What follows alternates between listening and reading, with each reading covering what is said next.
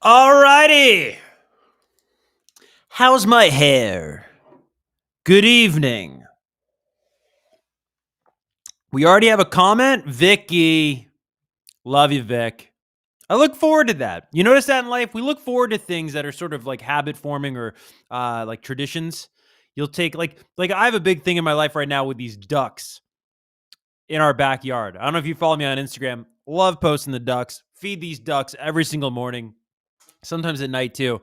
And you look forward to it because it's almost like a ritual. And Vicky being the first commenter is like a ritual of this Friday live stream show that is quickly becoming a Saturday morning show.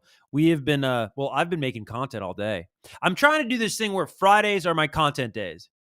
And then I can roll it out throughout the week. I don't know if you make content. I don't know if you're interested in making content. I love that idea.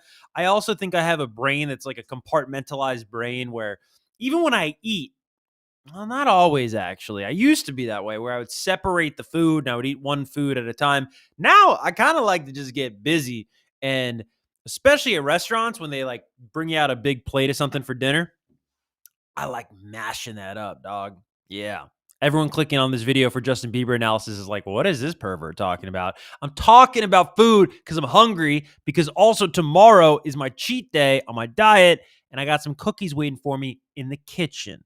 All right. But first, we got to get down to business. Remember that song? Let's get down to business. I do such a good Tiesto impression. I don't want to get flagged. People will think it was him. Justin Bieber has returned to save music. So much to talk about with Justin Bieber's album Swag. We didn't even know this was a thing 48 hours ago. I texted a buddy of mine when I saw the news. I go, I love Bieber's 10-hour rollout. And I would love to know more. I wish I did know more to tell you guys in terms of the inside workings of whatever this rollout was and however this album came to be. I mean, we all knew he was working on music, and apparently there's another album 2026, late 2025, we're going to get another album that they're describing as a proper pop album, which, can we just kill genre? Can we kill it? Can we all agree? We all hate genre. Genre doesn't have a family. Genre doesn't have loved ones. No one's going to miss genres. Can we kill it? Can we just, I don't know, throw it in the river? Can we do something terrible? Can we just get rid of genres? Who likes genres? Nobody even wants genres. Who likes genres? Radio likes genres because they need genres. I guess the grand award shows like genres. I mean, who likes genres? How pretentious are genres? They're clearly, if you look at their name, it's genres, but they go by genres. Think about that. Think about that. No one's going to tell you that except for me, and I just did. Genres are pretentious. Genres are stupid. It's like, what's something out? It's like genres are like phone booths. You ever go to a city and you see a phone booth and you go, God, what are those? If you're young, maybe you really don't know, and you go, Mom, Dad, or whoever you're with, you go, what the hell is that? We used to need those. We used to need genres. We don't need genres anymore. I also find it offensive to call something a proper pop album after what I listened to today. Why can't that be pop? McGee, who produced Daisies, which we'll talk about, and is from New Jersey, which we'll also talk about because I'm from New Jersey. He had a great quote. Was it the New York Times? McGee told somebody late last year when he was working with Bieber on what I assume turned out to be Daisies. He said, anything that comes out of Bieber's mouth is pop music. So what McGee can do on the guitar, or from a production standpoint, behind that inherently pop music vocal, can be explorative, can be experimental. And you know what? Justin Bieber deserves a lot of credit. Okay? We're jumping around. Justin Bieber deserves a lot of credit. This reminds me so much of 10 years ago when he collaborated with Jack U, if you don't know Jack U, Diplo, Skrillex, and completely ushered in, let's call it, broadly speaking, tropical house to pop music. And then that became the pop music sound, the definitive pop music sound of the mid-2010s into the late 2010s. And it was because let's call him the Prince of Pop. I don't want MJ fans coming after me. Love me some Michael. Whenever I get turbulence on an airplane, I don't know if you're like this, I have my go-to song that makes me feel better. You know what my go-to song is? You Are Not Alone, Michael Jackson. I don't know if that's endearing or so embarrassing.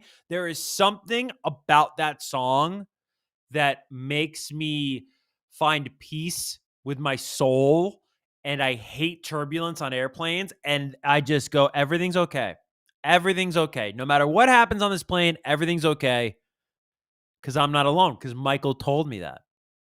So let's call him the Prince of Pop, because the Prince of Pop in 2015 championed this new style of music that Diplo and Skrillex were really the sort of like the mastering at that time, and completely changed the face of pop music. And I'm hoping we get a little bit of that from what he's doing now with, a lot of people worked on this project. I'm just going to focus on the guy from Jersey, McGee, where maybe that's going to be the new sound of music. And Bieber is that powerful.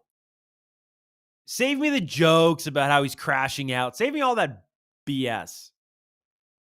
We've already talked about the paparazzi and just leaving this poor guy alone. That guy, I just think forever will have a place in our hearts. There's something about his voice. First off, he's the best singer ever. I love his voice. I'm a grown man. I love this guy's voice. That's how good it is, right? When I heard the album was coming out, I was listening to old Bieber music, and I was listening to him in Rascal Flatts, That Should Be Me, and I was like, dude, I'm a grown man in my 30s. I'm loving this song with him and Rascal Flatts from 15 years ago. That's how good Justin Bieber is. Justin Bieber's awesome. He's awesome. So anyways, I do think that Daisies, I'm rooting for it. I'm really rooting for it because I think it could be an important song. I think it could be a song that if radio gets behind it, because you kind of still need radio for things to happen culturally, to really reach people, to really change culture. I think you got to get that radio power rotation we've talked about in the past in the show. So I hope radio gets behind it because the production's going to be weird. When I was at K-Rock in LA, I think we played the wrong McGee song. We played Rock Man. I think that song sucks. With all due respect, I think Rock Man sucks, but I think McGee's awesome.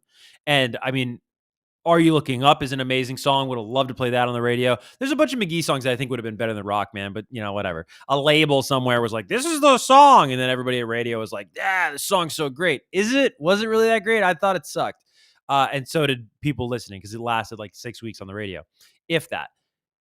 I hope pop radio, takes a chance on this song because, McGee, he talks about this, so I'm not saying anything he hasn't already said. But what he does, if you don't know, he's an amazing guitar player. And what he's doing with the guitar is he's presenting these sort of familiar ideas in unfamiliar ways, to put it sort of simply. And so you'll recognize sort of the riffs or the chord progressions or sort of, they'll seem familiar, but there'll be something about it.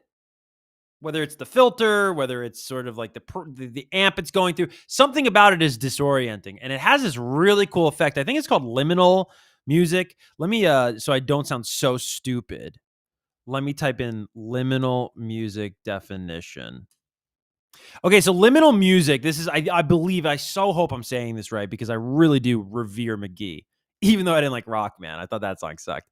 Liminal music evokes a sense of transition and being between states, often with feelings of eeriness, nostalgia, and disorientation. It's characterized by ethereal textures, minimalist compositions, and a dream-like atmosphere that blurs the line between reality and the surreal. Like, dude, how effing cool does this sound, bro? And you know how I think of liminal? Just the idea of like a liminal phenomenon, like liminal space. We're talking about liminal music, right? Liminal space is like, imagine your high school at night. So it's familiar because you're like, yeah, I've walked those halls, but you've never been there at night. That's the best way I can describe sort of the feeling of McGee. So what he's doing with Bieber, I think, is it's very important. And I just hope that the industry platforms that need to get behind something for it to become a thing and for everyone to get confident in it, I hope they get behind this. Because Daisies is awesome. I am so sick of that song. I am so sick of Daisies by Justin Bieber. Get that song away from me. Because I've played it so much. I've played it too much. You know when you are starving and you have something delicious, whatever it may be. Are you an Oreo guy? You like Oreos? Are you an Oreo gal? You like the double stuff? So do I. Get those away from me after I've eaten an entire box.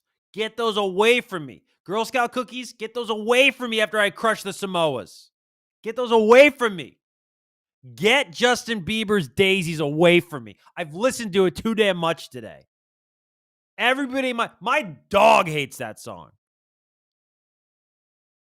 Telling you. Crazy how good that song is. Anyways, I really hope this becomes a thing. And sometimes things don't become things. But to follow up on another story we're talking about, Justin Bieber did address the whole "it's not clocking to you" thing. And I want you to if you're somebody that goes, "Oh, he's a celebrity, he asked for this, he deserves it, it comes with the job." That's like my favorite thing ever. That is not part of the job. That is a terrible fabric of American culture. If you're on that side, I just want you to think about this. So on the record, he's got all these interludes. And he's going, and it's kind of cool. It reminds you a lot of like early 2000s, 90s hip hop records that would have these interludes. Like Kanye back in the day would have these like little skits. I guess they're skits more than interludes. And so he's got the comedian Druski on the project, and Bieber's got this thing called Therapy Session. That's a track called Therapy Session, but it's him and Druski talking. And Bieber says on that recording, because it's not a song, it's like him talking to Druski. And Bieber says, That's been a tough thing for me recently. I've had to go through a lot of my struggles as a human publicly. It's exactly what we're talking about on the show recently. People are always asking if I'm okay, and that starts to really weigh on me. It makes me feel like I'm the one with issues and everyone else is perfect. And I think he nails something there. Because isn't that an awful feeling? Have you ever gone through that feeling where you tell yourself, that negative voice inside your head, it tells you and you tell yourself by proxy that everyone else has it figured out and you're messed up, that everyone else has figured out the answer to something in life and you're the idiot that can't figure it out. And that can be an even worse feeling when you feel good, when you feel like you're making good decisions in your life, when you feel like you're living the right way. And then people are like, "Are you okay?" You see that a lot too, where like if you start posting more on social media, and by the way, sometimes it is manic. Sometimes there's reason. The worst thing ever is when you see somebody like going through something and they're just posting all the time on social, like they go through a breakup or something, and they're acting like they're the happiest person on earth. And you go, man, you should totally just go to therapy or I don't know, talk to ChatGPT or something to instead of just posting these, every single thing you did today. That's not what I'm talking about. There's a lot of times where you'll be posting on social media and people are like, "Are you okay? Are you good? Like, what's this all about?" It's like, I don't know, man. Maybe I was being creative. Maybe I was trying to be creative. I don't know, but it'll make you feel self-conscious. And I think creative people and sensitive people, well, let me back up. I think creative people are sensitive people. And I think that creative, sensitive people are they don't do great with that. And I can attest to that. And I think Justin Bieber is attesting to it on this song. So again, even more ammunition, if you will, for the argument that I brought on this show a couple weeks ago of like, leave him alone. And with all the, tomfoolery in politics these days, can we have a politician that just bans the paparazzi or makes it illegal or something? It's really ridiculous, dude. I saw a video recently of Ben Affleck like running at one of them, not to harm the paparazzi or anything, but just to be like, dude, I'm with my kid. Like, get out of here, bro. Like, what are you doing? I really don't think most Americans understand if you were walking around and someone was following you. Let's start there. Someone's following you, dude. You're going to get creeped out. Then they have a effing camera. And by the way, like, they didn't go to like paparazzi school. And by the way, I also know like there are legitimate photographers that shoot for things like Getty Images and what's the other one? There's Getty Images. There's another one. Oh, it's going to kill me. How do I not remember that? Oh, Getty Images. And there's another Getty Images. Oh my gosh. It's going to kill me. Anyways, there's a rival. Those are real photographers that like are professional photographers and go to celebrity events and take pictures at red carpets and take pictures at premieres and take pictures at parties and award shows. And a lot of them are awesome guys. I'm friends with some of them. Some of my good friends are those photographers. Paparazzi, like anybody can be a paparazzi. And that's what's so weird. So just like paint yourself that picture. Like there's a guy following you with a camera. You don't know who that guy is. That guy's not like a reputable guy. Nobody like vetted that guy. That's a random guy who's now going to take that picture and try to sell it to a business. It's just weird, dude. It's so weird. It's really weird. There's a lot of weird things about America. That's at the top of the list, in my opinion. But I'm glad that Justin Bieber talked about this on the album. And again, whenever Justin Bieber, whenever any artist from your childhood drops music, you get like a little nostalgic, right? I do, where you think back. You're like, yeah, like, God, remember all these songs, right? So Billboard put out the top 10 Justin Bieber Billboard hits. So these are the biggest Billboard hits in the history of Justin Bieber's career. And I thought this would be fun to see if we could guess the biggest hits. So please, if you're watching live, drop some guesses. Let's see how much you guys know about Bieber's Billboard biggest hits. A lot of B's. And let's do a little countdown of sorts here. And I'll bring this up on the screens for everyone watching the video. Check this out.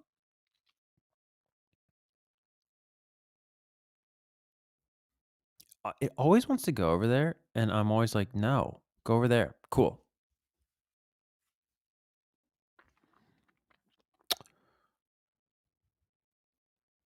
Vicky saying, I really don't understand paparazzi. Like most people don't want random people following them and everywhere. Dude, it's so weird. I could talk. I don't want to waste so much time on that, but like, even if I go on walks a lot, I run a lot, and like, even if I'm not saying anyone is ever following me, but if anybody's just being a little weird, bro, I confront them. Not in like a bullying way. I don't want you guys to think like this guy across the street, Kev's like a hothead, runs over there. No, but it's just like if anybody's at, it's just like in this day and age, dude, with like awful things happening. I don't want to say them because I don't know if I'll get flagged, but like, you know, with just awful things happening around the world and tragedies happening around the world and crazy people all around the world doing crazy things. I don't mess around, bro. And it's really easy to not be sketchy and it's really easy to not be weird. So whether it's a subway in New York City, whether it's just a dude who's being weird at a convenience store, that's happened, bro. Where I've been with a girl and like a guy's, this is, I want to say something actually for the fellas that are watching. I don't think that dudes understand how creepy men are to women when they're by themselves. Because like when I go for a run and when my girlfriend goes for a run, completely different experiences. And I remember when she would tell me stuff, I'd be like, really? And I wouldn't be skeptical in a you know a dismissive way, but I'd be like, wow, it's just like that's not what I experience. And I think we have no idea what they go through. And I don't mean to, I'm not trying to get on a soapbox now and be all serious. But seriously, like just if a woman complains about something, we should believe them. Believe them. That's all I'm going to say. But I also understand why a lot of men don't, because they don't, it's hard to understand something you've never lived through. And I get that. Also, my new favorite thing in the world, these boom boom sticks. These are really fun. And I looked it up. They're not bad for you. I was convinced these were bad for you because nothing should be this fun. You get a little shot of energy, even though there's no real energy, stimulants in it, which I like. Like this is called tropical. That's the flavor. And you want to know what's in this thing? Menthol, peppermint oil, grapefruit peel oil, lemon terpenes, lime peel oil, and orange peel oil. So I looked it up. It's all good for you. And then it's like the when you're sick, you want to clear your pathways. You do that, and it's a little, I don't know, gives you a little something, man. It's not like a buzz or anything. You're not inebriated, but I really do like it, especially doing these streams late at night. So anyways, I'm getting off on a lot of rants and a lot of tangents. Thank you guys for bearing with them. Let's get to Justin Bieber's top 10 biggest Billboard hits. I'm such a host. At number 10, I love this song. I'm the One, DJ Khaled, Justin Bieber, Quavo, Chance the Rapper, Lil Wayne. This was such a fun time in music, bro. DJ Khaled, this was him reaching his peak, and this was all of these people at their peak. Migos at their peak, Chance at his peak, I should say. Lil Wayne always at his peak, and then Justin Bieber off the back of just a killer 2016. So this spent 1 week at number one, debuted at number one. I'm pretty sure debuted at number one. No, I might be wrong. Maybe it took a couple weeks. So it peaked at on May 20th, and this came out. I have a weird memory. Don't make fun of me. I think this came out April 28th, 2017. Can I look that up?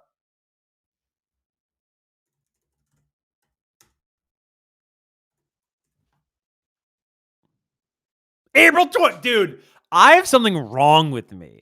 Where I remember everything. I have something wrong with me.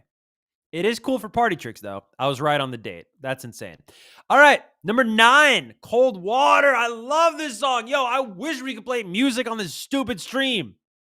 That's a big thing I miss about being on the radio is playing music because they had the rights. Anyways, number 9, Major Lazer featuring Justin Bieber and Muh. This peaked at number 2 in the summer of 2016. That was such a great summer. We've talked about that summer. I'm not going to wax poetic and nostalgia there, but Cold Water rules. Rules. Number 8, I Don't Care. Oh my God. So this song, I Don't Care, Ed Sheeran, Justin Bieber at number 8 on Justin Bieber's 10 biggest Billboard hits. This peaked at number 2 in May of 2019. This was off of Ed Sheeran's very interesting number 6 collaborations project. This song brings me back to TRL. So this song was always on the TRL countdown when I hosted TRL, and I would always make fun of it. And then they'd always be like, hey, lighten up on the Ed Sheeran Bieber song, man. Like, lighten up on the Ed Sheeran Justin Bieber video. You're kind of being a little harsh with it. I was never mean. This is what's so funny. The whole song, this is what I would always joke about. The whole song is about how they want to leave a party. And I would just always come out of that video on TRL, be like, then leave. You're Ed Sheeran, you're Justin Bieber. Leave. It seems like a very easy problem to fix, guys. But I guess most songs probably talk about problems that are pretty easy to fix. That was number 8. Number 7, Peaches. This song was really huge, dude. This song was like, that's why. I was about to say something and I just figured it out. I was like, this song was big, but you forget about it until somebody brings it up. And you know why? It happened during the pandemic. So it's Peaches, Daniel Caesar, Giveon, who's out in Wireless Fest in the UK with Drake. I just saw that. It's cool. He's a funny guy, dude. He's from Long Beach, California. Went to Long Beach High School, but you think he's British for some reason. I don't know. Walking around with that wine glass. This was off Justice. That's right. And peaked at number 1 in April of 2021. And this is where Justin told us where he gets his peaches from. Number 6, Let Me Love You. Yo, he was on such a tear, dog. 2016, summer 20. Oh, wow. This peaked in the fall of 2016. I think I might be biased towards 2016 because that's when all my dreams came true. That's when I got my Billboard job. That was just such a cool time in my life. And no, it's not. No, now's the rules too. But that was just like, there's this great saying that I forget who said it, but they said, we'll laugh again, but we'll never be young again. And there's something really deep and true about that. Like, life is fun now, but there's something about your dreams happening for the first time. There's something about falling in love for the first time. There's kind of just something about doing anything for the first time. That's why I try to I don't like doing the same thing for too long. I remember when I was at K-Rock, my boss at K-Rock in LA wanted me to really only be K-Rock and focus on K-Rock. And I never truly knew what that meant because I felt like I was pretty focused on K-Rock when I was at K-Rock. And I'm not saying that in any sort of backhanded way. I loved my boss at K-Rock. We professionally disagreed on stuff, but not personally disagreed on anything. But anyways, I remember I was doing a lot of different things and he didn't like that. And he was like, you're kind of like a jack of all trades or something. And I thought it was a good move on him to sort of try to frame it like that. But I bring this up because I like doing a lot of different stuff, bro. You gotta purposely pursue newness in your life. If you miss high school, if you miss middle school, if you miss your 20s, if you miss childhood, if you miss the 2000s, that's the big thing nowadays. You probably just miss newness. You might also miss the absence of responsibilities. That's more on you. I'm talking though about do things for the first time. I have a thing where every weekend I like to go to a new restaurant. I like to try a new restaurant. I like to go somewhere during the day I've never been. I like to see bands I've never seen before or concerts that I've never been to before. And it really does make a big difference because you look back and you go, oh my God, I can't believe time moves slower when you do that. You look back on your May, your June, your July, you go, oh my God, I did so many things. That's crazy. Highly recommend it. Highly recommend it. Also, if you watch this live stream or you follow me on social media and you're ever down about something like that, or you're just, I don't know, you miss something in your life, you're trying to figure something out. I'm not saying I'm a guru at all, but if you just need to bend somebody's ear, dude, hit me up. Seriously. I mean that. I don't want anybody to ever feel alone. That's sort of my goal with my sort of broadcasting career is if I can be here to make you feel less alone, bro, job done. Done. All right. Let Me Love You. Great time in my life as I just ranted about. Let me love you. Oh my God, dude. You know what else I think is really special about this whole time period in my life? I know this is supposed to be about Bieber, is like, this is when I graduated college and moved out for the first time. This was what was on the radio. This is like what was like everyone was listening to. What do you mean? Number 5. This was his big comeback 10 years ago. And he made this haircut cool, man. He made that haircut cool. A lot of guys rock that haircut. Do you remember those guys Gray? Look up Gray. They definitely got their haircut from Bieber. All right.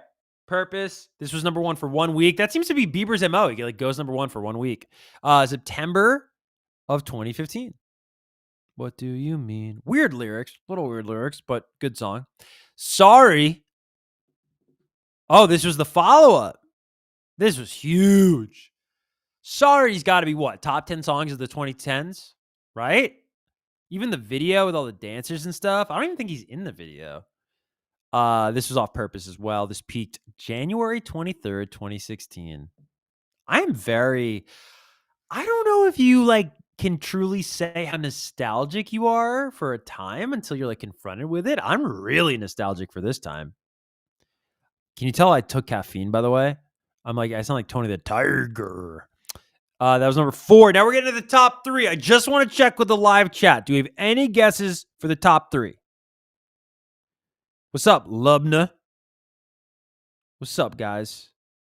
Let me love you. Any guesses for the top 3? Going once, going twice. Look at this we're giving free promo to Nissan. Get out of here, Nissan. Hold on. I got to get back to this.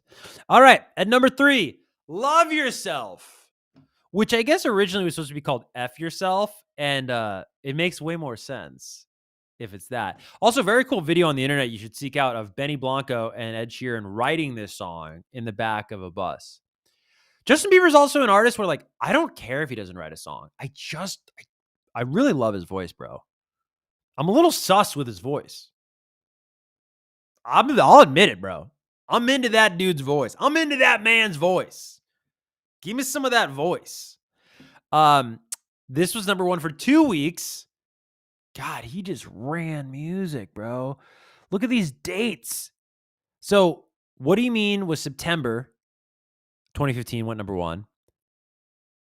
Sorry went number 1 in January. February, Love Yourself goes number 1, a day before Valentine's Day in 2016. Number 2. Hold on a second. Number 2, Despacito. How is there a Bieber song bigger than Despacito? Wait a minute. Despacito was number 1 for 16 weeks.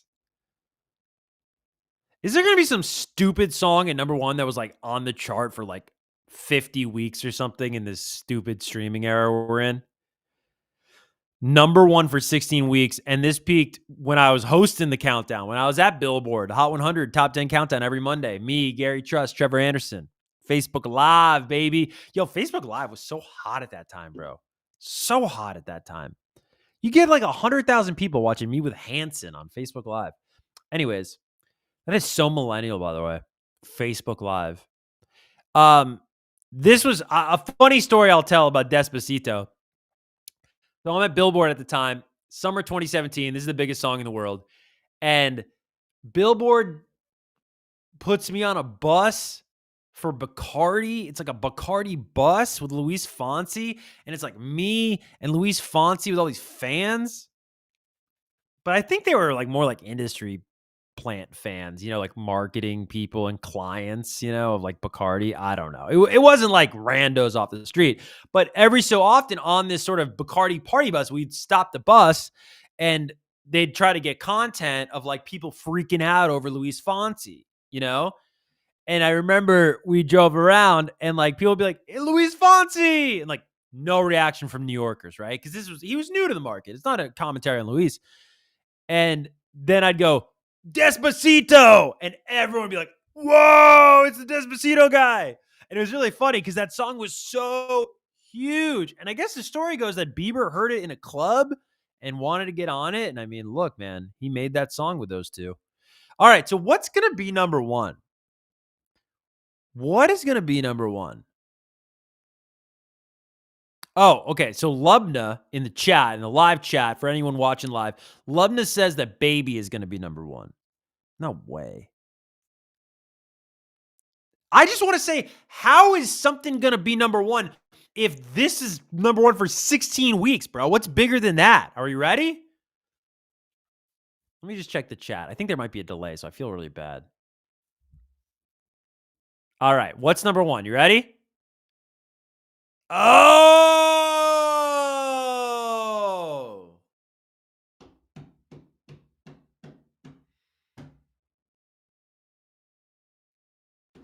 How do we feel about this?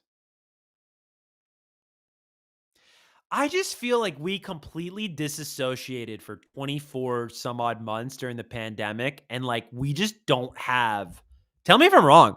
Tell me if I'm wrong.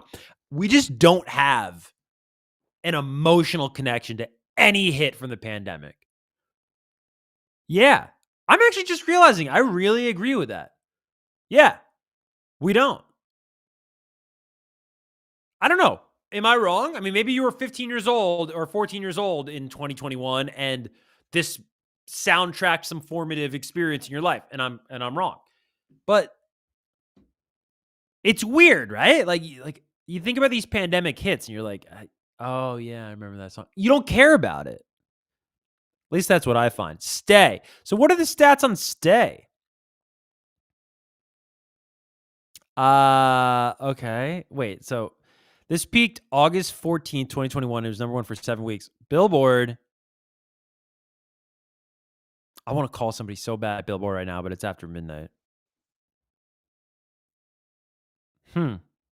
How'd they figure that? You know, sometimes they actually in these articles, they're good. They'll say how they tallied this. Who wrote this article, by the way? Hannah Daly. Don't know you, Hannah. That wasn't like a dig. I just didn't work with her. Justin Bieber has been a chart-topping pop star for most of his life, signing with Suit. Yeah, we know that. No. Okay, hold on. Okay, Justin Bieber's biggest Billboard Hot 100 hits ranking is based on weekly performance on the Hot 100 through the chart dated July 12, 2025. Songs are ranked based on an inverse point system, with weeks at number one earning the greatest value and weeks at lower spots earning the least. Due to the changes in chart methodology over the years, errors are weighted differently to account for chart. Oh, yeah. So this is. If Gary Trust was awake right now, I would call Gary Trust. I really would. Do you guys care about? I'll give you. How about this? We used to do this on TRL back in the day, like songs that almost made the cut. Number 11's Intentions. Get the out of here. What are you smoking? What are you smoking, Billboard? Okay, number 12, As Long As You Love Me. That was such a weird time in pop music. I kind of think that time in pop music sucked. Like Starships, that song sucks. Holy, bro, what are you smoking? Holy is number 13. Ghost. I love Ghost. Ugh. It's so hard to write a song as good as Ghost. Shout out to John Bellion. I think he wrote it. If I can't get close to you, I'll settle for the ghost of you. Damn, son. Where'd you find that?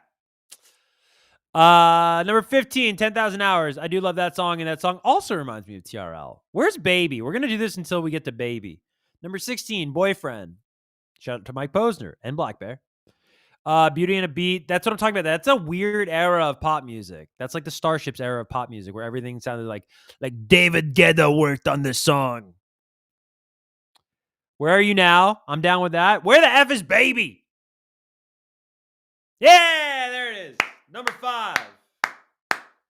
Didn't even go number 1. You know you love me. You know you care. I don't even know if those are the words. When I was 13, I had my first love.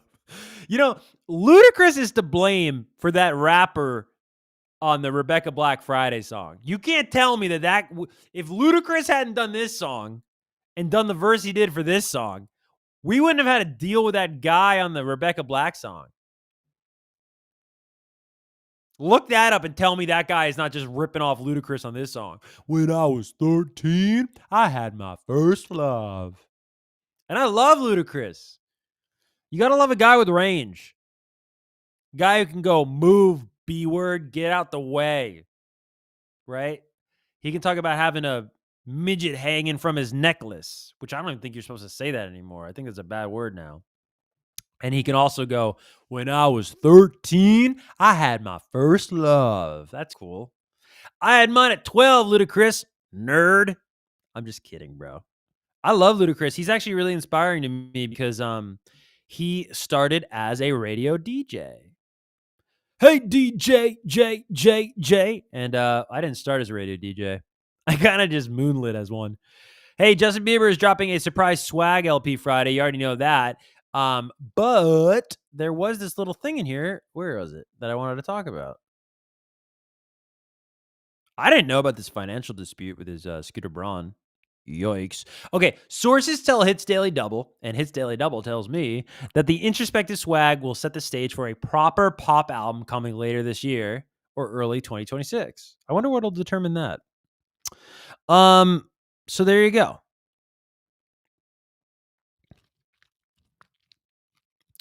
Bruh in the chat said, when I was 13, I looked 30. Really? Did you ever take advantage of that? Did you buy some beer for yourself?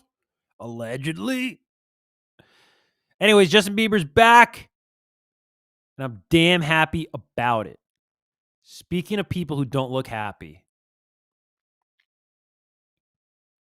Lorde does not look happy.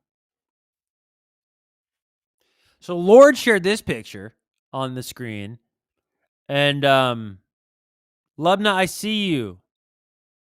I see you. I see everybody. If you want some attention in the chat right now, say what's up, and I'll give you a shout out right after this Lorde story. And thank you to everybody. We're in double digits consistently tonight in the live, and I just want to say thank you very much. That's big for me. Started doing these live streams May 30th. We've done 6 million, 7 million views, something insane like that in clips and, everything together. So just thank you very much. I just want to thank you. If you're watching this live right now, it really means a lot to me. I haven't been the best at making content over the years of my career. I'm doing it now, really, from the bottom of my heart. Thank you very much. Even if you're just here for a second, reaching more people means a lot, and getting to talk about the thing I love, which is music and pop culture, with you means a lot. Okay, that's all I wanted to say. Let me see. Back to Lorde. Okay, so I wanted to talk about this. So Lorde posts this. I don't know why. I hope Lorde's okay. But I thought this was important to talk about. Lorde just debuted at number 2 on the Billboard 200 albums chart in the United States with 67,000 units for Virgin, her album. She also went number 1 in the UK on the UK charts with Virgin, her first ever number 1. You, as a music lover, as a Lorde fan, as a pop culture follower, you might think that, man, it's awesome to be Lorde right now. Number 1 album in the UK, number 2 album behind Morgan Wallen, and who everybody's going to be number 2 behind him for the foreseeable future. The number 1 debut album on the chart this week in the United States. Lorde's on top of the world. And she posts this. And I'm happy she posted this. I'm not happy she looks really upset. Maybe they're tears of joy. I don't know. I don't think that looks like tears of joy to me. It's violently intimate, but at the same time, and I mean, it's almost uncomfortably intimate. But I think it's so important that you see this picture, that I see this picture, because how many times have you beat yourself up because you're down in the dumps, because you're depressed, maybe you have anxiety, I don't know, maybe you're just being mean to yourself. I think a lot of us are mean to ourselves and we don't want to admit it. And we just glamorize the lives of others. And it's not just celebrities. I do this with my friends. Do you do this with your friends? Oh, they got it all figured out. I'm the messed up one. Man, where did I go wrong? Where did they go right? And you'll just get really negative in your head, and you'll glamorize people's lives. Sometimes I'll beat myself up for working too much. I love working though. I love working. I love creating stuff. I need to create every day. Whether it's live stream like this, whether it's social media videos, I need to grow every day too. That's why I kind of like social media. Is like I love watching the numbers grow. Not because like I'm trying to be famous or nothing like that. I love what I do. If I don't become any more well known than I am right now, I don't care. I actually think I kind of lucked out. I feel like I got to do all my dreams and not become super famous. And so I, you know, lived the dream, lived the lifestyle, of means, and don't have to deal with weirdos following me around with a camera. But that's neither here nor there, really. I'll beat myself up because I'll be like, man, like I'm not making enough time to do whatever my friends are doing. And then I'll just find out like they're golfing. Like that's all they're doing. They're golfing. And then they're watching golf on TV. That's what most of your friends are doing. If you're a white dude and you think your friends are doing something cool, they're not. They're just golfing or watching golf. That's probably what they're doing, which they seem to like. But it's just an example of like, or, I don't know. If you're not a white dude, your friends are probably just watching Netflix. They're probably just scrolling on Instagram at their house. Speaking of which,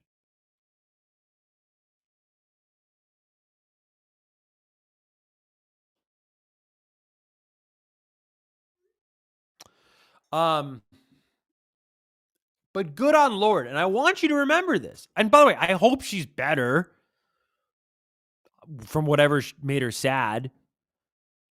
But everybody has bad days.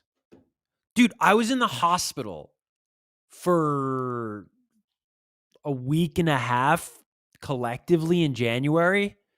Thought I was going to die. How many people know that about me? Not a lot of people.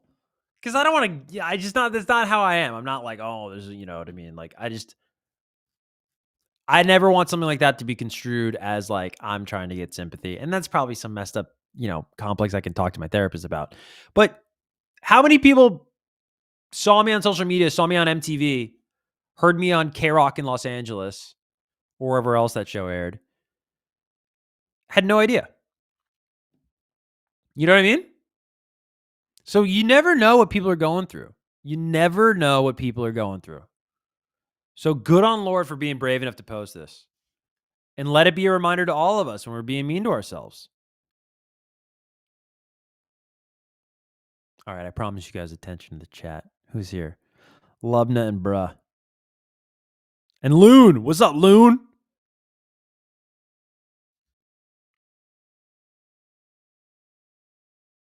Loon said, finally figured out who you are talking to. Oh, what? The people in the chat, Loon?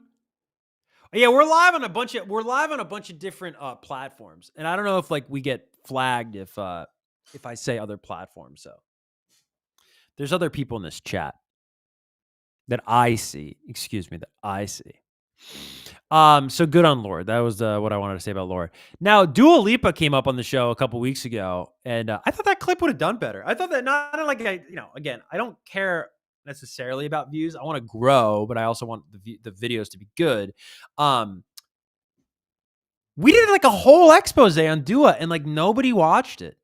I thought it was really interesting. I don't know if there's just not a lot of interest in Dua right now. Maybe there's not a lot of interest in me talking about Dua, but I wanted to talk about this story. Hold on, let's bring it. Oh, is that good? No, let's do this. There we go. Okay. So this is per Pop Crave, per Billboard. It's Dua Lipa's Radical Optimism tour has grossed over $110 million so far. And it already surpasses the Future Nostalgia tour in total gross, with a leg in the Americas still to come. Now, I feel like this is a little bit of spin. And somebody pointed this out in a video of mine this week about the Kendrick and SZA tour beating Jay-Z and Beyonce's On the Run 2 tour for the biggest, highest grossing co-headline tour in the history of music. And the person pointed out that's inflation. And it is. Now, it totally changed my way I look at this now. If I hear highest grossing, It doesn't mean anything to me. How many tickets did you sell? I think that should be the barometer. How many tickets did you sell to your tour? Not highest grossing. I don't care about that. Apples to bricks, my opinion now that I know better. How many tickets did you sell? And maybe Dua has sold more tickets on the Radical Optimism tour than the Future Nostalgia tour. And maybe this is all great. But there just seems to be like a lot of weird spin in the Dua Lipa world these days. You know, like her last album kind of came and went, but apparently it like did the best on the chart. You know, and that's the funny thing. The charts, if you look up the chart from like July 12th, 2005, 20 years ago, guarantee you could guess the top popular songs. And the charts reflected how culture felt. And now I feel like the charts don't reflect how culture feels at all. And Billboard's got a problem on their hands. And I love Billboard. Billboard's like my first love. I think of Billboard, I've been blessed to work at all these different places, right? MTV, Amazon Music, Dick Clark Productions, American Music Awards, Billboard Music Awards, the Grammys I did the pre-show for. Where else have I worked? K-Rock, of course, in LA, 92.3 FM in New York. All these places, first love, Billboard. You know, it's almost like dating a bunch of different people, but I'll always love Billboard. Billboard's got to figure this out, dude. So anyways, I've been told that's like her best album performance-wise. I feel like it came and went. Everyone's always saying she's on vacation because she looks like she's on vacation. Then she's like, no, it just looks like I'm on vacation. It's like, well, what we're really saying is like, you're just not around, Dua. You know, you're not like present. You're not active in the way maybe contemporaries are. Her contemporaries are. And then this feels more the same. You know, like this tour is bigger? Really? Okay. I don't know. I think we should go off of tickets. I don't think it's fair to go off of gross when inflation's a real thing. Now, we're going to start a new segment on the show every week. I've decided. A new segment on the show every week. Before I tell you what that segment is, I do want to give a shout out to the chat. What up to Los Bud Light Bros? Los Bud Light Bros. Los Bud Light Bros. That's your theme song now. Loon's here. This is my new little boom boom stick. I love this. Oh, I love that. It's so refreshing. It's so refreshing. And when you're live streaming after midnight on the East Coast, you need some refreshment. All right. Nobody wants a shout out? You're not getting a shout out, kid. We got a new segment on the show. You ready for this? Taylor Swift's records. No. What should we call it? Taylor Swift's milestones of the week. If you got a better idea for this, please let me know, because these sound terrible. But let's go through them. You ready for this? Dun dun dun dun dun. All right. Taylor Swift is constantly setting records, breaking new achievements, breaking new ground. And we're going to we're really going to do this on the show every week. We're going to have a segment all about Taylor Swift's achievements. This week in Taylor Swift's achievements, Taylor Swift's Midnights has reached 11 billion streams on Spotify. 11 billion streams. Her album, Midnights, has been streamed 11 billion times on Spotify alone. This is her second album to do this. That is insane. Kudos to Taylor. But wait, that's not all. Willow by Taylor Swift has reached 1 billion streams on Spotify. It is her 18th song to do it. But wait, that's not all. Call It What You Want, a song I don't even know how it goes, by Taylor Swift, has reached 500 million streams on Spotify. It's her 52nd song to do it. But wait, that's not all. My Tears Ricochet by Taylor Swift has reached 700 million streams on Spotify. It is her 37th song to do it. But wait, that's not all. August, Don't Know How It Goes by Taylor Swift has reached 1.5 billion streams on Spotify. It's her 8th song to do it. That's crazy, bro. That's crazy, bro. That's crazy. Taylor Swift, bro. Remember when somebody would go up to the water fountain after recess and they'd be up there and they go, minute goes by, 2 minutes goes by, 3 minutes, you're like, bro, save some for the whales. And that would kill. And everyone would be, oh my God, everyone would laugh at that. It's the best joke ever. Taylor Swift is that kid, but with streams. Save some for the rest of us, Taylor. Hell, I might want to drop an album one day.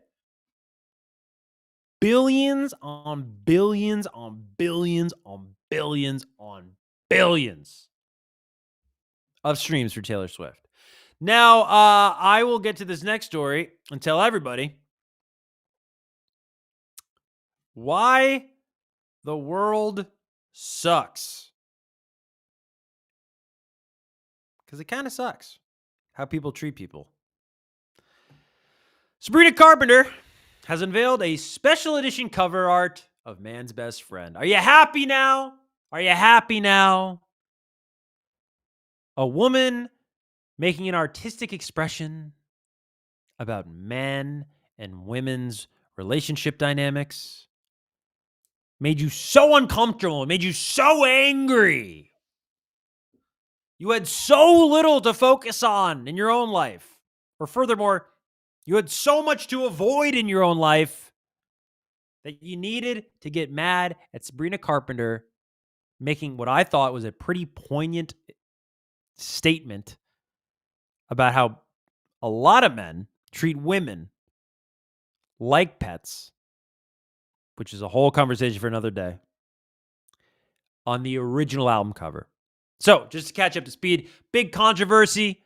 People saying, oh, this is taking women back. This is terrible. Because people are so stupid. Is this just part of getting older, or is the world getting dumber?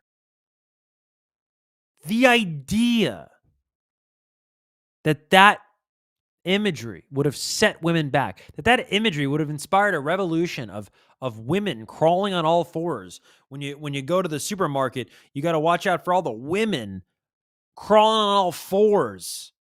Don't make sure your cart doesn't hit the women crawling on all fours and their boyfriends grabbing them by the hair. Be careful at the supermarket, guys. What are you talking about?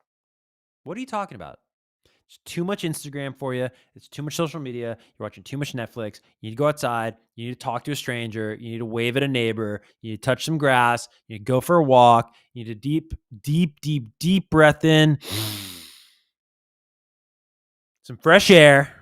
And you need to get off the damn internet. If you're mad about the Sabrina Carpenter album cover, but so many people were because most people don't have lives, that she released alternate cover arts. And they were kind of boring. Black and white, whatever, no shade. And now we have another album artwork. So this is her in what looks like the same room as the original. And she's got a little card saying MBF, Man's Best Friend. She's got some champagne there and all these flowers. Now, I think that Sabrina Carpenter is brilliant, and I think Sabrina Carpenter is very, very smart. And so I think there's always a little bit extra to sort of deduce from her artwork here. And I think this is also commentary on the dynamics between men and women in relationships.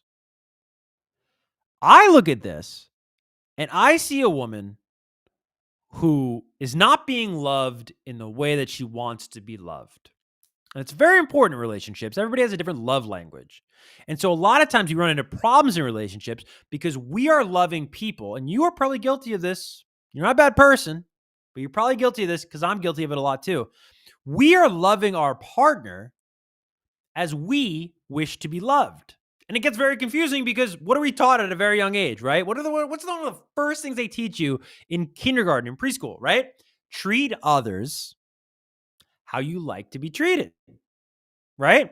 But in relationships, that's not really good advice because everybody needs something different. You know, very few people are whole. Very few people's tank are full, right?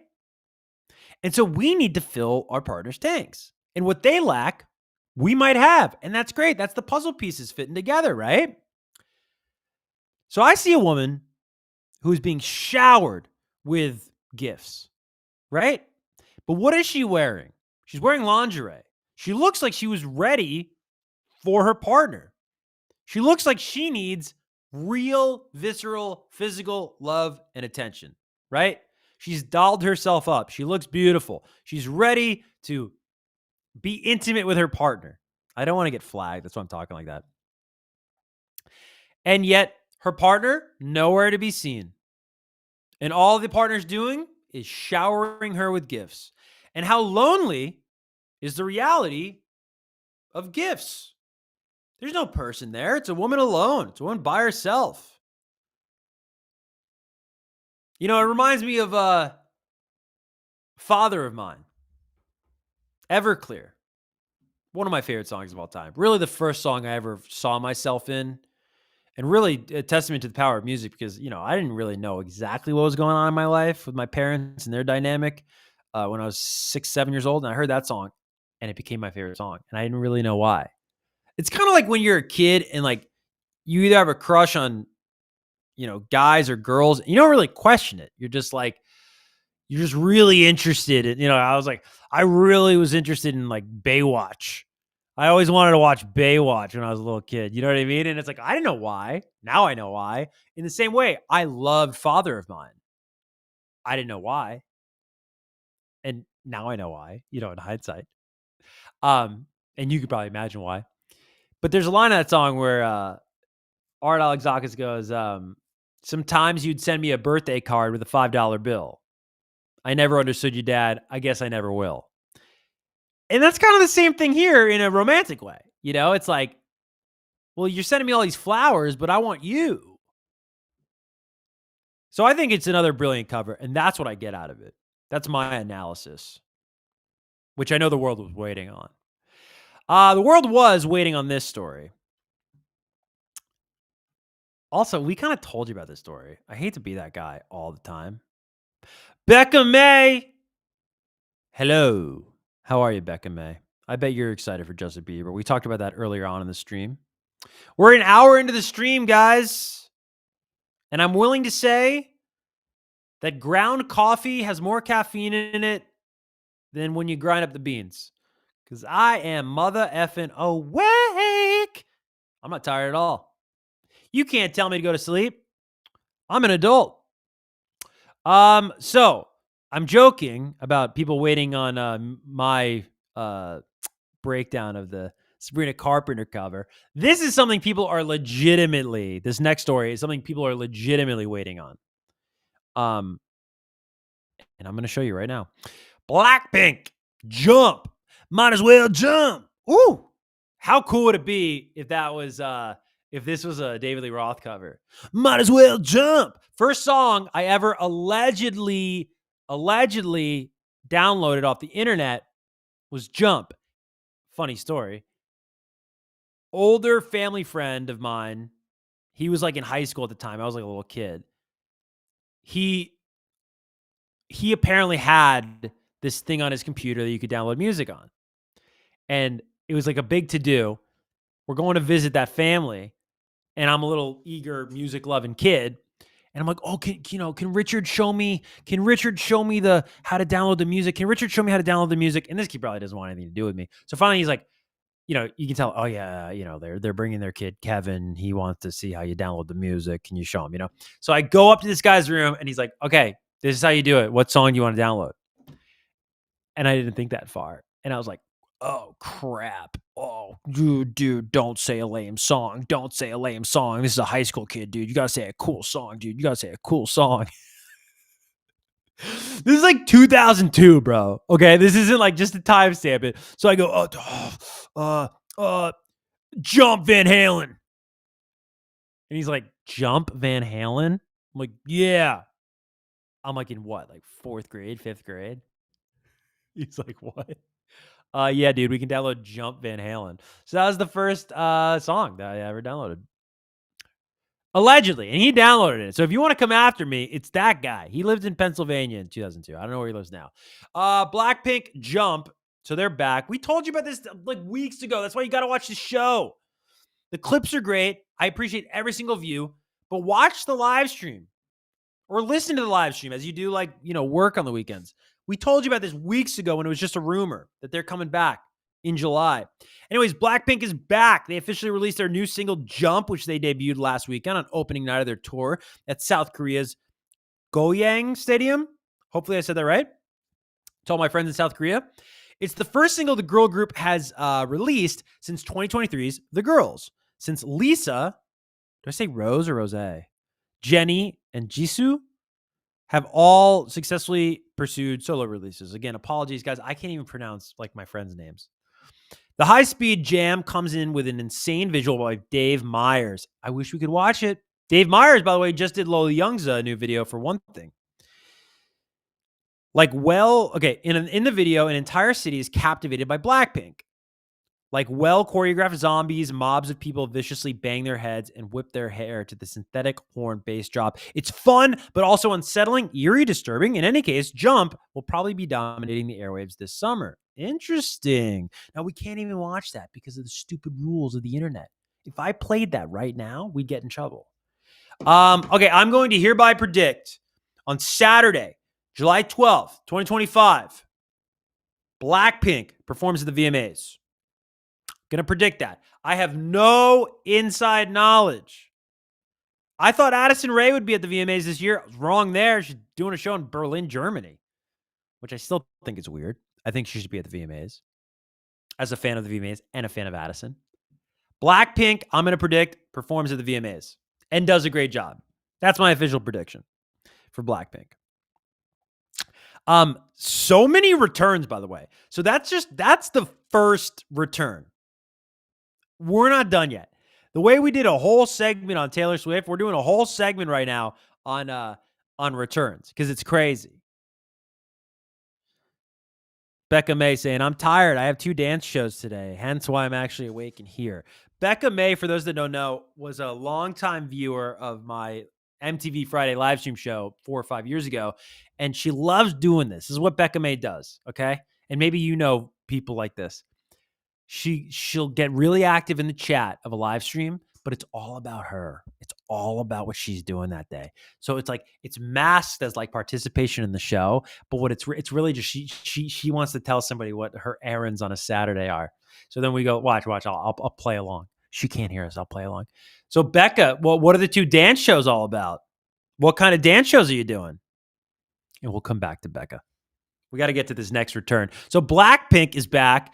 And also, dig this, for those that say we don't talk enough about rock music on the show, Deftones are back, dog.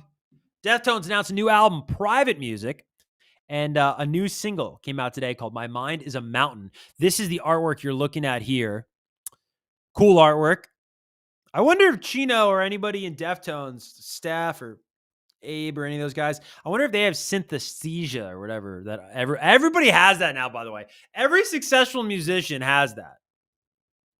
I'm a little skeptical, but green is very prominent here, as is a snake. So I wonder if this plays into synesthesia. I don't even think I'm saying it right. So Stereo Gum writes, last month, Deftones' seminal album, White Pony, turned 25. If you have never heard White Pony, you need to hear White Pony. You need to listen to that album. There are few albums I would ever like geek out at over. Did I say that right? Geek out over at? Whatever. It's late, dude. It's 1:00 in the morning. White Pony is a song you need to listen to, but you need to listen to it by yourself at night. preferably driving. That's how you got to listen to White Pony. So the band teased something called Private Music, and it turns out it's their 10th studio album, and they're announcing today with the song My Mind is Mountain. Now, they go on to write, the alt metal legends co-produced Private Music with Nick Raskulins. I don't know that guy. Can we find out what he's done? I probably didn't say his name right, but again, I don't say anybody's name right. And not a lot of people say my name right. So let's see what Nick has done. Okay. He has worked with, oh, wow. Did the Foo Fighters album in 2002. Did the Foo Fighters album in 2005. Did Stone Sour's albums in 2006. Coheed and Cambria in 2006. This guy sounds awesome. Oh, he did Diamond Eyes by Deftones. Oh, he's done some Deftones stuff. Okay. Evanescence self-titled. Did an Alice in Chains album. Did Sleeping with Sirens, Madness in 2015. Did Korn, The Serenity of Suffering in 2016. Rise Against Wolves in 2017. Alice in Chains in 2018 again. Korn, The Nothing in 2019. Okay, cool. So he's been around the block. Seems legit. The record, this album we're going to get called Private Music, it follows 2020's Ohms. Is that how I say that? And that year, they also released a White Pony remix album, which is really cool. Check that out. Listen to that after you listen to White Pony. And there you go. So I guess this is all we really know. No, hold the phone. We have a track list. Okay, 11 tracks. Let's look at these titles for the Deftones album. My Mind is a Mountain. Locked Club. I don't know how to say that third track. Infinite Source. Souvenir. I wonder how Deftones names their songs. I think about you all the time. I want to listen to that song because I love when they get into their like Cure Smith's bag of Deftones music, and I think about you all the time. Sounds like a Robert Smith song. Sounds like a Morrissey song. Milk of the Madonna, Cut Hands, Metal Dream, Departing the Body. Interesting. Oh, and we got a tour. Damn, son. All right. Look at this. Interesting. Looks kind of random, but very cool. There you go. So Deftones are back. Deftones are also, the internet is so interesting. And the effects, the long-term effects of the internet are so interesting because, let me get this off the screen real quick, guys. The internet is so interesting because the Deftones are bigger than they ever were.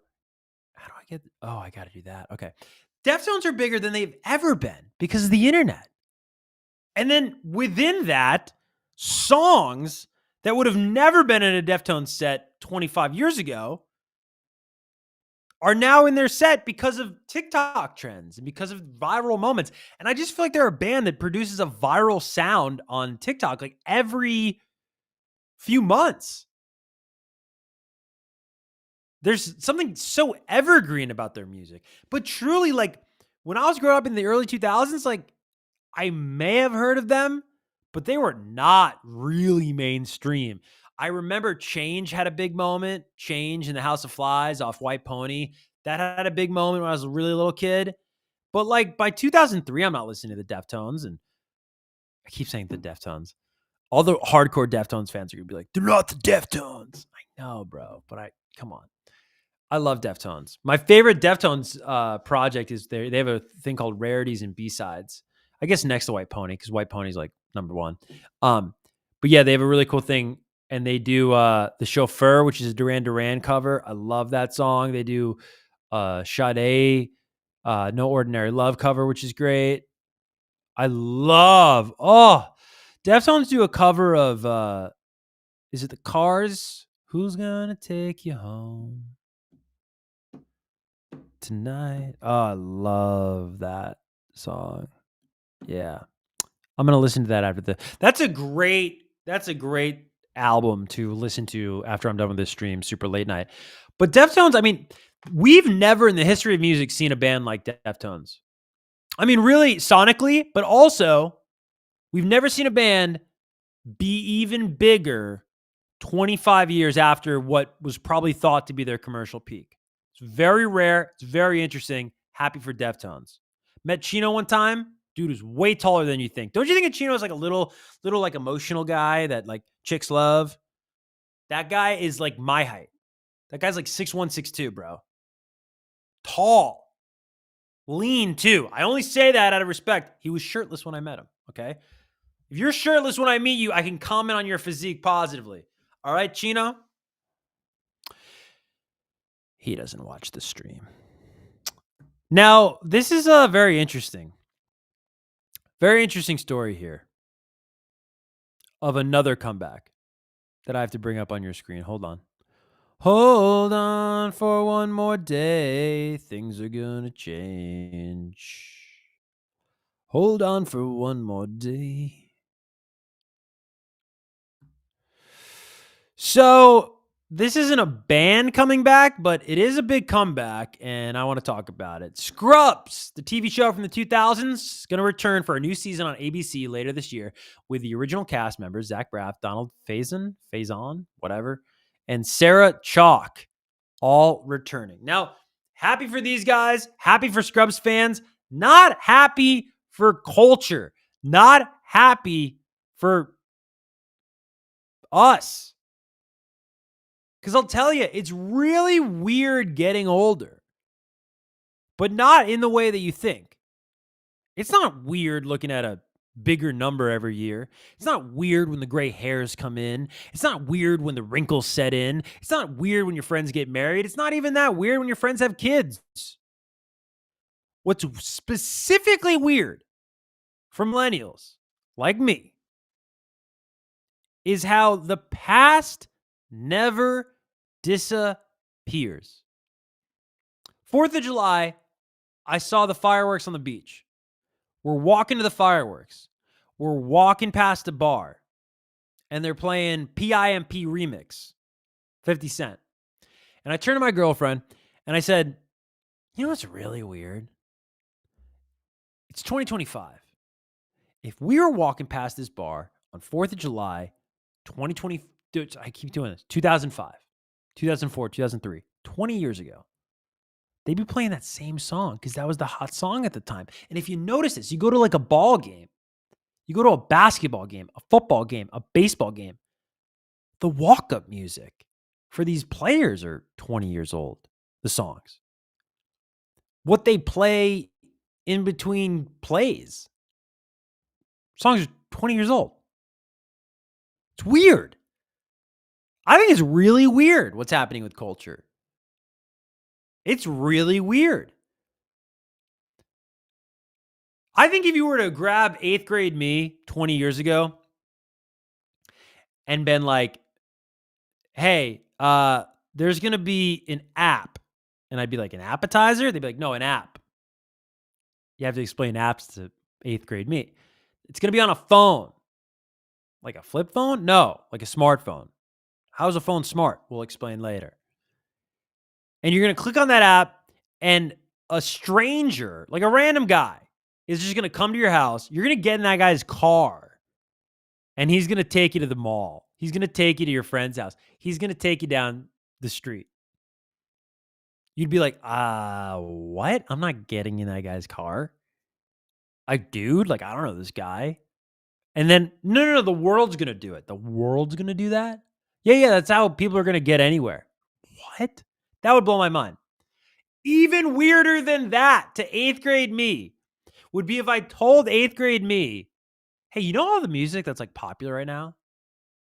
Yeah, that's just going to be popular in 20 years still. Like the TV shows that are on TV now, they're just going to still be popular in 20 years. Dude, I think we'd be bummed. I'm kind of bummed right now about it. I want new ideas. And it's not just Scrubs. I'm not picking on Scrubs at all. Look at this. 10-episode season of King of the Hill is coming back. August 4th, Hulu, Disney Plus, you can watch it.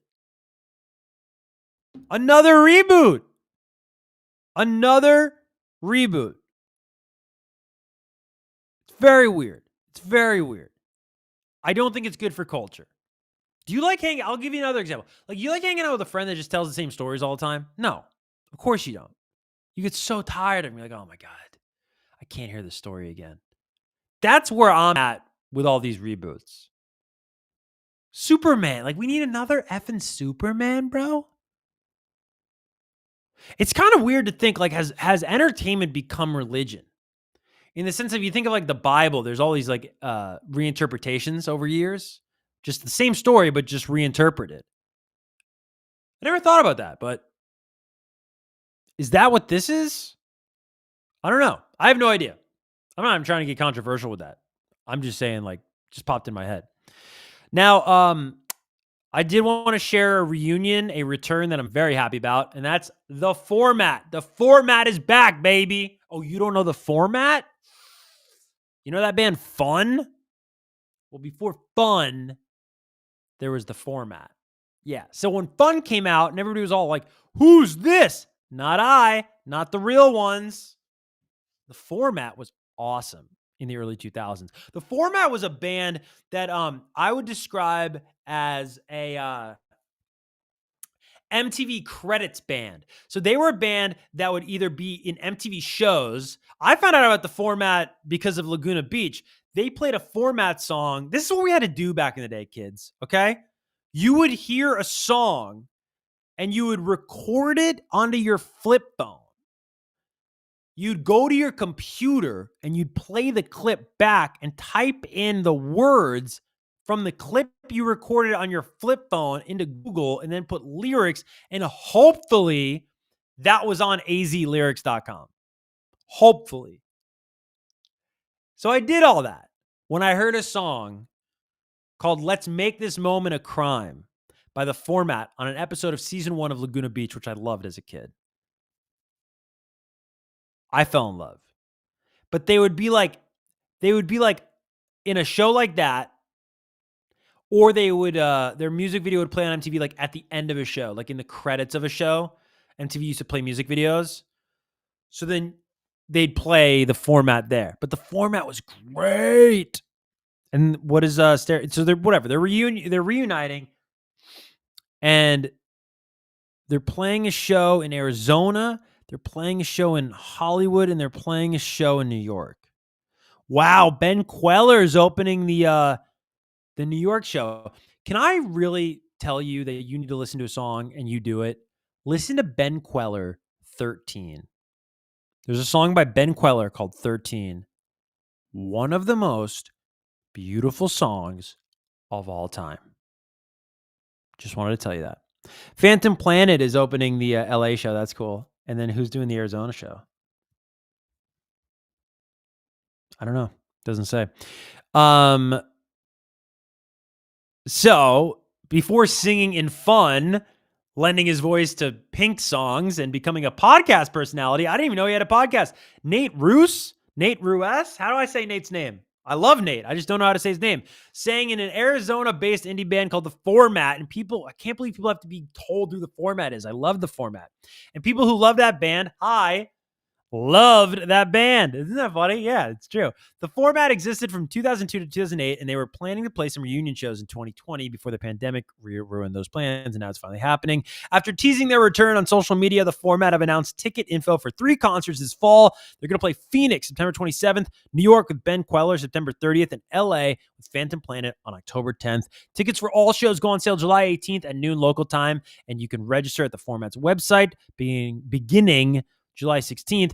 The lead singer, Nate, who I'm not going to approach his last name again, wrote in a statement, "Hello, everybody. I guess the cat is out of the bag yet again. Now that things have returned to normal, LOL, not. Sam and I reconnected last year to try and find a way to finally do these Format shows that were supposed to happen just as COVID started hitting us hard. Obviously, first, we'd like to apologize for continuously dragging out the makeup dates. I think we optimistically wished things would normalize a lot sooner. Sadly, that wasn't the case, and we had no choice but to scrap the shows altogether. Secondly, we were sorry the shows last time were such a headache for most people to get tickets for. Truthfully, and in typical Format fashion, we wanted to play smaller venues during the first run of shows because that's what seemed like low pressure, good time. Hang to us.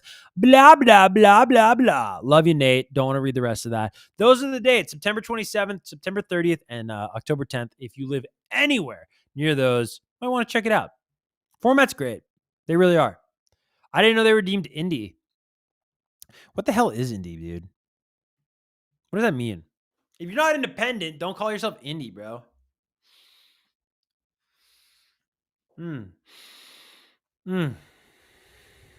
Okay, so this is the story we'll end on tonight. Nicki Minaj going a little crazy on Twitter there. Who doesn't love a great Nicki Minaj Twitter moment? Nicki Minaj says Jay-Z owes her as much as $200 million. Imagine owing someone $200 million. And that, quote, Democrats attacked me over my cousin's balls. All right, let's get to the bottom of this. On Tuesday, Nicki Minaj had herself a busy day on Twitter. The rap star has had a long history of getting mad at people online, and this time her target was past collaborator Jay-Z. In a long series of Twitter posts, Nicki claimed that Jay owes her somewhere between $100 and $200 million. Yikes. And she also coined the phrase, Democrats attacked me over my cousin's balls. Hell yeah. The problem between Nicki Minaj and Jay-Z seemingly goes back to last year when Jay's Rock Nation company selected Kendrick Lamar as the headliner of the Super Bowl halftime show, disappointing Nicki's mentor Lil Wayne in the process. That was big news. Everybody remembers that. At the time, Nicki tweeted, God will punish you, mark my words. Wow, did she really? It's kind of harsh. When Nicki appeared on Wayne's Banned from NO, guess that stands for New Orleans, remix last month, she referenced that moment with this line, NFL, fire some people, and then call us. Nicki also has long-standing issues with Rock Nation client Megan Thee Stallion. Okay, last week at Hot New Hip Hop points out, Nicki Minaj retweeted some fans who posted about Jay-Z owing Nicki money over something to do with his Tidal streaming service. Yesterday, Nicki tweeted, quote, we calculated about $100 to $200 million so far. Hashtag Jay-Z, call me to settle this karmic debt. It's only collecting more interest. You still in my top 5 though. And anyone still calling him Hove will answer to God for the blasphemy. She goes on to say, quote, I'm going to use some of the money Jay-Z owes me to send some of my barbs to college, pay their school fees and student loans via hashtag Student of the Game charity. Both tweets included GIFs of Nicki. Okay. Hey, Nicki. In the long series of tweets that followed, Nicki made repeated references to Jay-Z and Rock Nation CEO Desiree Perez. In 2021, just before he left office for the first time, Donald Trump granted a pardon to Perez, who was convicted of conspiracy to distribute narcotics in 1994. At the time, she was sentenced to parole. Wow, I didn't know this. And she did 5 months in prison after a 1999 parole violation. On Twitter, it's so funny. Everyone calls Twitter. No one calls it X. Nicki brought up Perez's pardon many times. She also accused Perez of racism. She claimed that Jay-Z and Perez ruined hip-hop, football, basketball, touring, Instagram, and Twitter. I love Nicki. Isn't Nicki great? Along the way, Nicki Minaj made reference to a previous Twitter crash out. That's like the buzz term of 2025, crash out. In 2021, Nicki announced that she would not attend the Met Gala because the event required COVID vaccination. She said she wanted to do her own research on the vaccine, and she added, my cousin in Trinidad won't get the vaccine because his friend got it and became impotent. His, can you say testicles? His testicles became swollen. It's terrible. Soon afterward, many authorities, including Dr. Anthony Fauci and Trinidad and Tobago Health Minister, Honorable Terrence something or other, responded to Nicki's vaccine disinformation, and that's where the cousin's balls come in. All right, Nicki Minaj having herself some fun on the internet. That's cool. I hope to see Nicki at the VMAs this year. I wish Nicki could host every year. Her and I were supposed to have a moment at the VMAs in 2023, and there was a bit of a miscommunication, and so it was very weird backstage. She was standing right there. We were going to do the interview, and then I was told I couldn't do it because I had to be somewhere. It's very weird. But that kind of stuff happens behind the scenes at the VMAs. Anyways, that was the stream this week. I want to thank Becca May for being here live. Those Bud Light bros. Anybody else want to shout out before we get out of here? All right. Peace out. Thank you for watching. If you can like this video, if you can leave a comment once it's posted on demand on my YouTube, if you can subscribe to my YouTube, that'd be great. And thank you for always supporting.